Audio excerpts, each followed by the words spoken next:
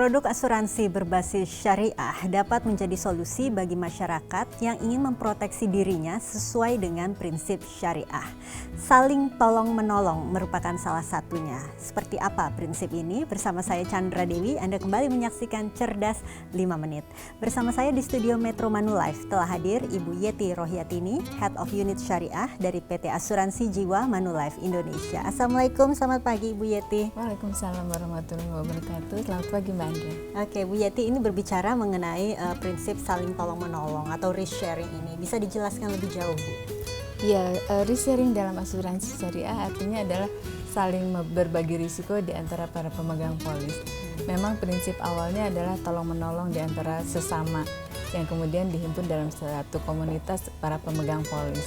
Nah, di sini membedakan antara yang konvensional dengan yang syariah, karena dalam risk sharing ini setiap orang atau setiap pemegang polis menanggung sesamanya. Ketika terjadi musibah, mereka adalah para penolongnya gitu, melalui dana tabaru yang dititipkan dikelola oleh perusahaan asuransi. Oke, barangkali supaya lebih jelasnya, prinsip kerjanya bagaimana, Bu? Kita membayar premi, betul, pertamanya seperti itu ya, Bu ya?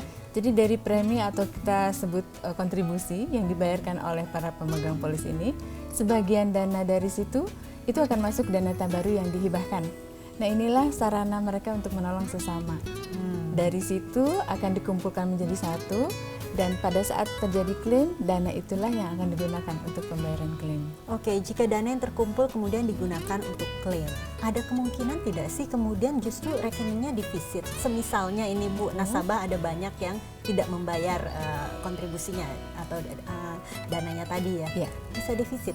Ya, banyak hal yang menjadi faktor, tentu saja bukan hanya nasabah yang tidak membayar premi, tetapi bisa saja karena para pemegang polis baru juga kurang gitu, sehingga karena kalau di dalam asuransi syariah hukum jumlah besar itu sangat memiliki faktor yang sangat mendukung.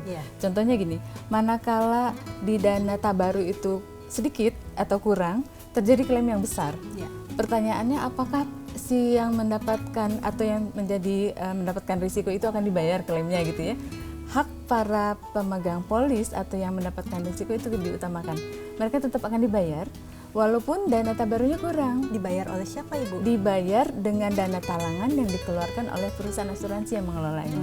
Sehingga hak si pemegang polis ini tetap diberikan, dan dana talangan ini kemudian hari nanti akan dikembalikan oleh dana tabaru manakala sudah terkumpul cukup.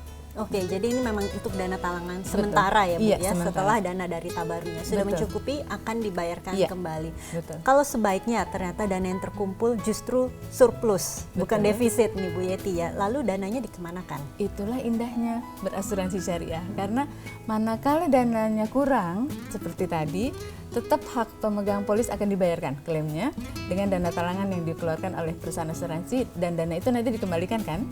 Nah, manakala berlebih gimana dong? Nah, ketika berlebih, dana ini justru juga akan dibagikan pada pemegang polis yang berhak. Sebagiannya kita kembalikan ke dalam cadangan dana tabaru, sebagiannya diberikan lagi kepada pemegang polis yang berhak, dan baru sedikit bagian dari situ untuk perusahaan asuransinya. Sepertinya manfaatnya banyak sekali ya dari asuransi syariah ini.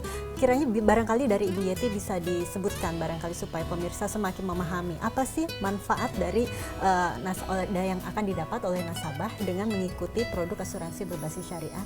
Asuransi berbasis syariah, pertama dia sudah mengantisipasi proteksi dirinya dan keluarganya. Yang kedua, manfaatnya adalah otomatis dia sudah menjadi penolong sesama.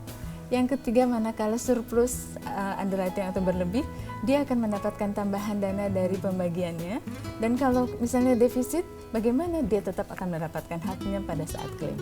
Baik, Ibu Yeti, terima kasih atas informasinya. Sama-sama. Ibu, dan terima kasih atas kehadirannya. Assalamualaikum. Waalaikumsalam warahmatullahi wabarakatuh. Dan demikianlah Cerdas 5 Menit, Cerdas Finansial untuk episode kali ini pemirsa. Saya Chandra Dewi mengucapkan terima kasih atas perhatiannya. Sampai jumpa.